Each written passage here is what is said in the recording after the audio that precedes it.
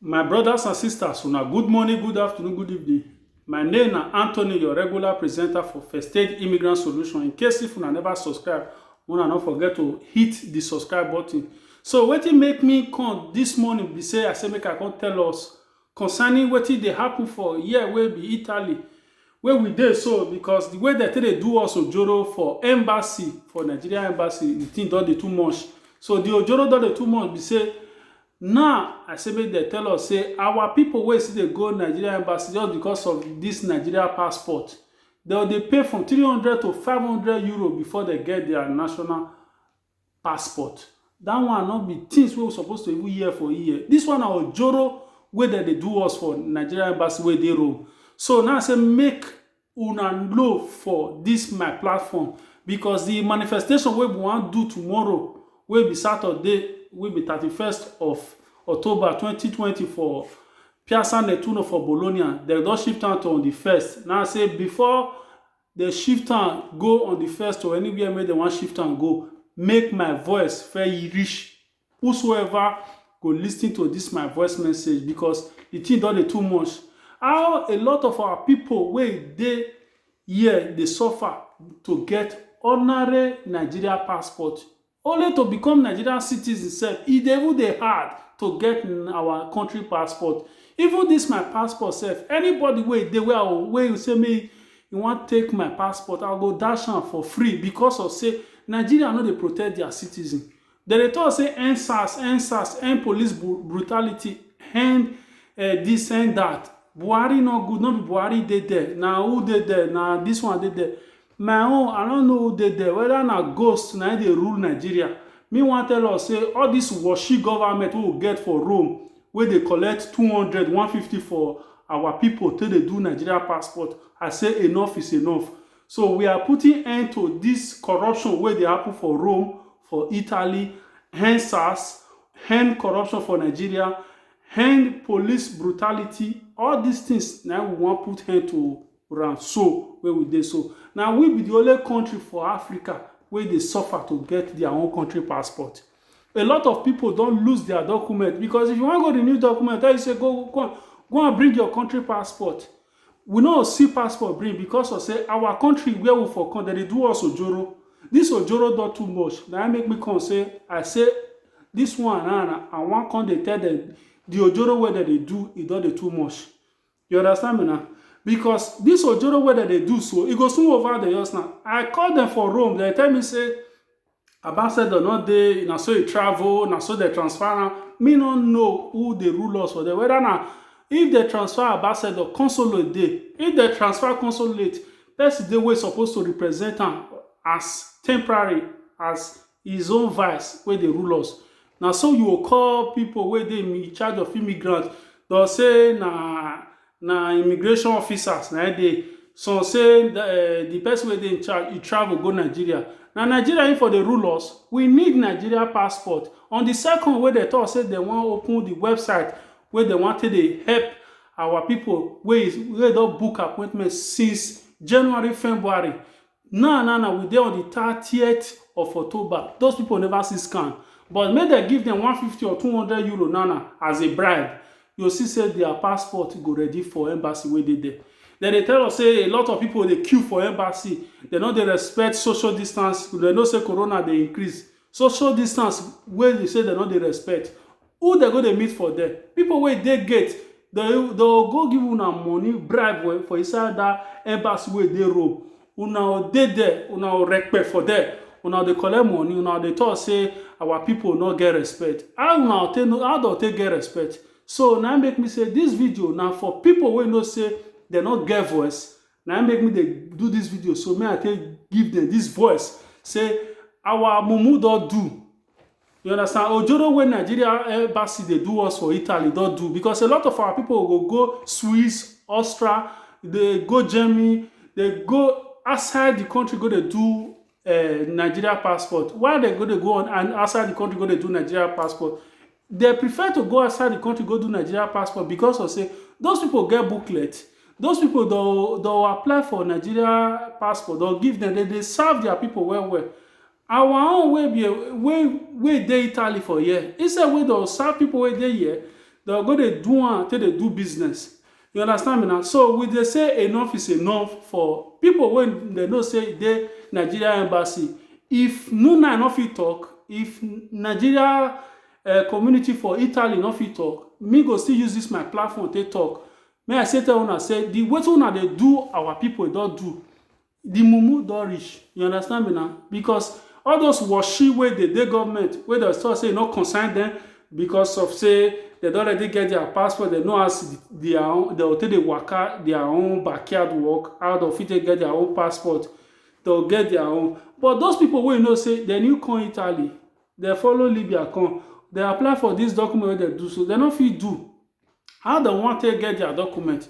The thing e don tire us sotey we no need all this corruption again. We dey say enough is enough for all this corruption wey dey happen for Nigeria embassy wey dey Rome, because the thing don tire us. So now I say make I play this video, make anybody wey know say e see this video, make e share am to all the consulate wey dey Europe, make dem know wetin we dey face for here for Italy.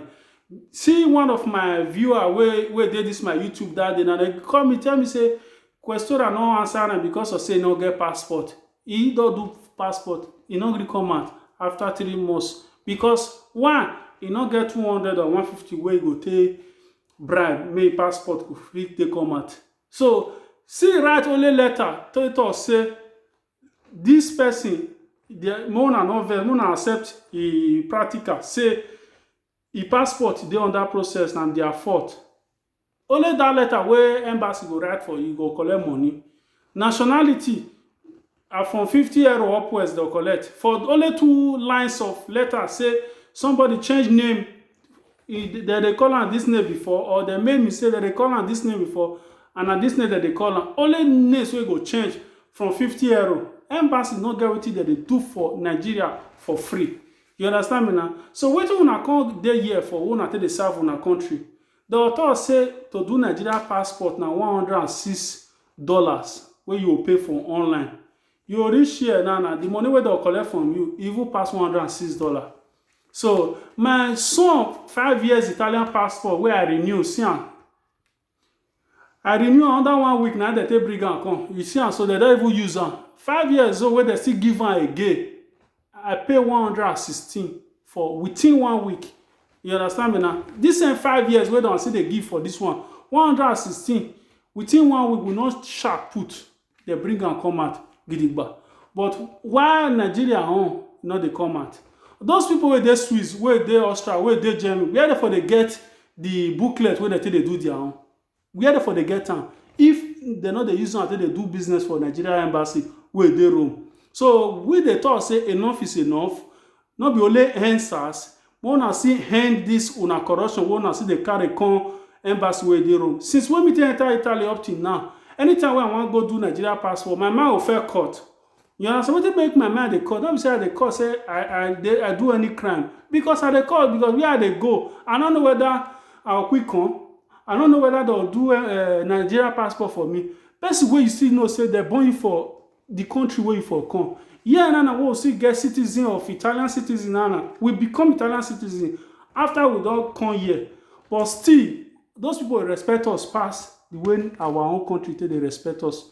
Now the reason wey make me the vex be this, because not be everybody get this kind opportunity come here, come the vex. Not be say I come here, come they say me I come raise up shoulder. You understand me? I don't dey renew for my children. You understand? So 116 now they take dey renew all this one now. 116 now they take renew Italian own. See our own now. 500 euro, 300 euro, you know still get them. Which kind of rubbish be that one? Which kind of rubbish? Well, Nigeria they treat their citizens like a slave. After now the talk say, and so Italo no they respect us. And so the pull document for renew. You know they agree they come out. Now so this thing, now so do that. I know they talk anything concerning Italo for bad because of say, what Italo don't do for me, my country never do 1/10 for me. You understand me now? They never do 1/10 for me because my country no good. Now make man, now all of us come run, come here. You understand me now? Because I know if we get mad to if we voice anything where they do us, we're supposed to use our mouth, close our mouth. Because where we for the come, no good. If your country good, You understand me? You hardly see South Africa come here, come they say na so one thing or the other. Because why? They okay. You understand me now? Doctor say not be Buhari dey there. That will not be our problem. Whosoever wey dey rule us, whether na ghost or not be ghost, Osinbajo wey dey there, he no know the person wey dey rule us. He wey be professor. You understand me now? If na tout dey rule us now, or somebody wey no know book, na dey rule us now. Now come dey tell me say, me I come dey believe all this kangaroo story say not be Buhari dey there. Now this one dey there. The reason why they vex so supposed to dey talk am cool the way I take dey run my parade before. Because this one and the thing, water don't full frog mouth. You understand? Now the way they shout now, the thing don't change tune.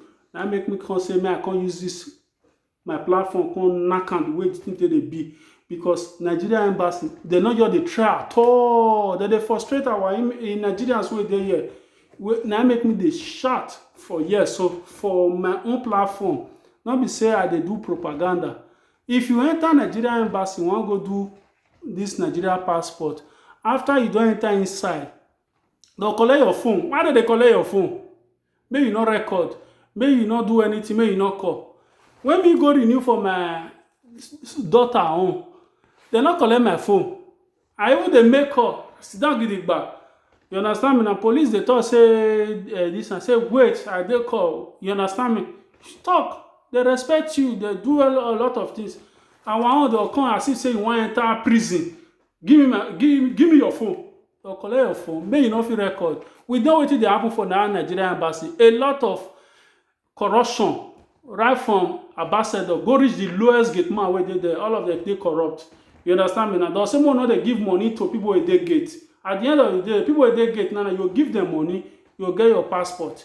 They will be ambassador where supposed to even assist more see service people wey dey Italy. Una no dey service anything. Una no dey service pen. So more na dey wait in case if I get the opportunity, this video I not go end down for this my platform. We'll see go television, we'll see go knack am for national television so that more na know wetin dey say our mumu don do. The way our Nigerian embassy for Rome take dey do us Ojoro, we say we not agree again. You understand me now? So when I first do renew my passport that time, now so I still do Ojoro. Now I say if anybody enter this place again, I no agree. Before una still come allow me enter inside. If anybody not do protest, you know if you get what you want. So now your right to get Nigerian passport. Now your right because you be Nigerian. We supposed to they start and now they talk say enough is enough for all this corruption. Would they say police brutality, say police corrupt, SARS corrupt, that they check our phone. Una see the 6 people phone for Israel embassy. That another SARS where they Nigeria embassy for Rome. Another SARS where they there. So una matter, it don't tire apart. So we need to handle that matter well. So now make me they send this video now. I wanna share this video so that the next week as they come out for this protest, what we want to do for Bologna. So not be only hand SARS, hand police brutality, hand corruption where they all Nigeria all embassy where they Italy, both Italy and Europe, so that corruption could reduce well. So I see the man Anthony, your regular presenter for this first stage immigrant solution here in Bologna. See you again. Bye-bye.